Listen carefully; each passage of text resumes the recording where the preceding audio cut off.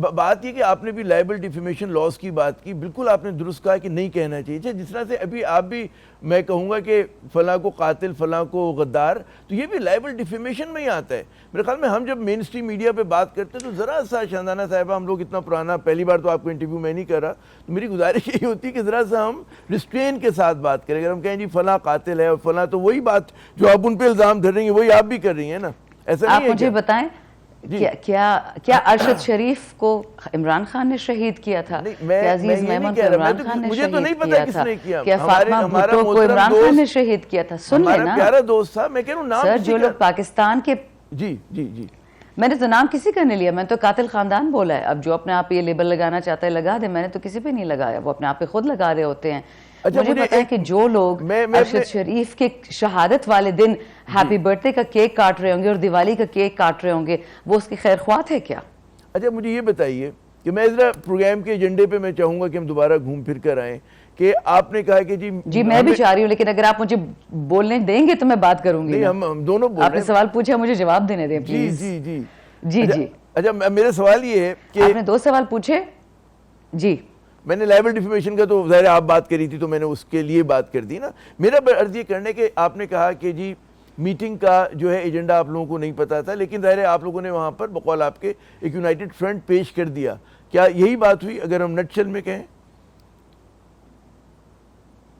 Absolutely. what I'm saying ہے، جب ایک آدمی بیٹھا ہوتا ہے جیل میں اور اس نے آنا ہوتا ہے اگلے ہفتوں میں باہر انشاءاللہ، تو وہ کیا ہم اسکول کے بچے ہیں کہ ہمیں دوستیاں کرنے کے لیے بلائے گا؟ آپ کا کیا خیال ہے کہ what was the reason for calling us? ہم جو نیشن وائڈ اسٹرائک کی کال اب دینے لگے ہیں، جب بھی دیں گے، ہم جب نیشن وائڈ دھرنے کی کال دیں گے، ہم جب نیشن وائڈ پروٹیسٹ کی کال دیں گے، تو ڈونٹ یو تھنک کہ that was a far more interesting topic for Khan to talk about with his people rather than other things? اور وہی ریزن ہے کہ ہمیں نہیں ملنے دیا کیونکہ یہ نہیں چاہتے کہ خان صاحب ہمیں آرگنائز کریں صوبے کی لیول پہ، حلقے کے لیول پہ، تنظیم کی لیول پہ. یہ تو بہت بچکانہ بات ہے کہ ہم ملنے جا رہے ہیں تاکہ ہماری دوستیاں کرا دیں.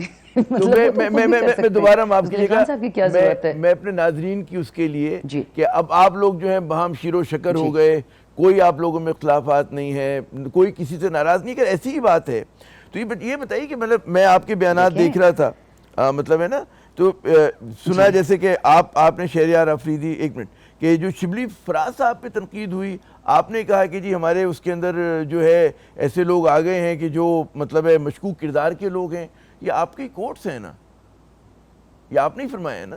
شبلی فراز صاحب کا تو میں نے نام بھی نہیں لیا. نہیں، ان کا نام نہیں لیا. شبلی فراز کے حوالے سے تو الگ سے لوگ تنقید کر رہے ہیں، آپ کی پارٹی کے لوگ تنقید کر رہے ہیں، ٹویٹ لوگ کر رہے ہیں، ٹھیک ہے نا، آپ کے مروت صاحب نے بات کی ہے، اور لوگ کرتے رہتے ہیں. جی چلے میں اس کو میں راؤنڈ اپ کر دیتی ہوں. جی دیکھیے، جی جی جی، مین ایشو یہ ہے عزب استحکام.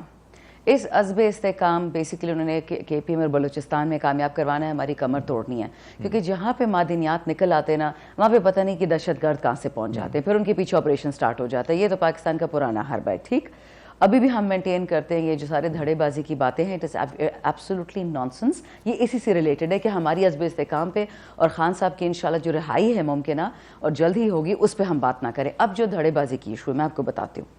ایشو کیا ہے؟ شاندانہ گلزار نے کہا کہ میں استعفیٰ دے رہی ہوں. میں نے بالکل بولا.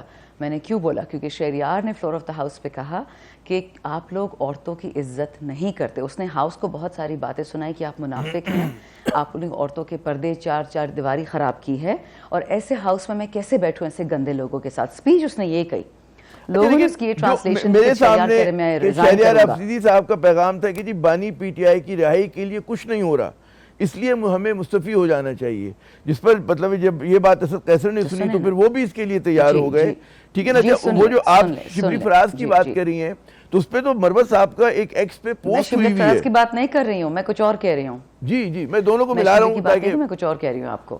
اچھا چلیں پہلے. نہیں، ان کا کوئی آپس میں لین دین نہیں ہے نا. اب سنیے، اچھا مروت والی بات سوائے کہ شبلی اور شہریار دونوں کو ہارٹ سے ہیں. میں مروت پہ بھی آتی ہوں. اچھا، تو اس پہ یہ ہوا کہ ہم نے کہا کہ دس از ناٹ آن، ہمیں خان صاحب کو نکالنا ہے، ہماری عوام ہم سے پوچھ رہی ہے اور لوگ بہت غصے میں ہیں. پارلیمنٹری پارٹی میں کتنی دفعہ یہ ڈسکس ہوا کہ ہم نے جلدی خان کو نکالنا ہے، لیکن جب میں خود پچھلی دفعہ خان صاحب سے ملنے گئی تھی مہینہ پہلے، تو انہوں نے کہا کہ جب میں کال دوں گا تب لوگ آئیں گے. اینڈ آف اسٹوری، بات ختم ہو گئی. شہریار کو وہی فرسٹریشن ہو رہی ہے جو حامد رضا صاحب کو ہو رہی تھی آج سے 2 مہینے پہلے. حامد صاحب نے بولا تھا کئی شوز میں کہ اگر میں خان صاحب کو نہیں نکال سکتا جیل سے, جو میری عوام مجھ سے پوچھ رہی ہے, تو میں اسمبلی اور کمیٹی کیوں کھیل رہا ہوں, میں کیوں بندروں کی طرح یہ میز ٹیپ کر رہا ہوں. ایگزیکٹلی جو حامد رضا نے بات کی وہی شہریار نے کی. پھر شہریار کیونکہ ذرا زیادہ تکلیف, اس نے بہت عجیب قسم کا ٹارچر برداشت کیا ہے اڈیالے میں تھینکس ٹو رانا ثنا, سو اس کی وجہ سے وہ بہت زیادہ دکھی تھا کہ عورتوں نے بھی قربانیاں دی, مردوں نے بھی دی, اور ہم خان کو نہیں نکال سکے. کیا اس کو یہ بات کرنے کا حق نہیں تھا؟ اس نے کوئی ریزگنیشن نہیں دیا تھا, بٹ پھر میں نے اس کو سوشل میڈیا پہ وارننگ دی, پھر شیر افضل نے اس کو وارننگ دی, پھر عمر ڈار نے اس کو دی, پھر ریحانہ ڈار نے وارننگ دی کہ اگر آپ ریزائن کریں گے. پھر اسی طرح ہمارے سارے جتنے ایم این اے تھے انہوں نے پکڑا اس کو پارٹی میں کہ اگر آپ جائیں گے بھائی ہم بھی جائیں گے. اگر آپ نے خان صاحب کے ٹرو روکنے کے لیے کیا تو ہم یہاں کیوں بیٹھے ہوئے ان شیطانوں کے ساتھ؟ ایبسولوٹلی. اچھا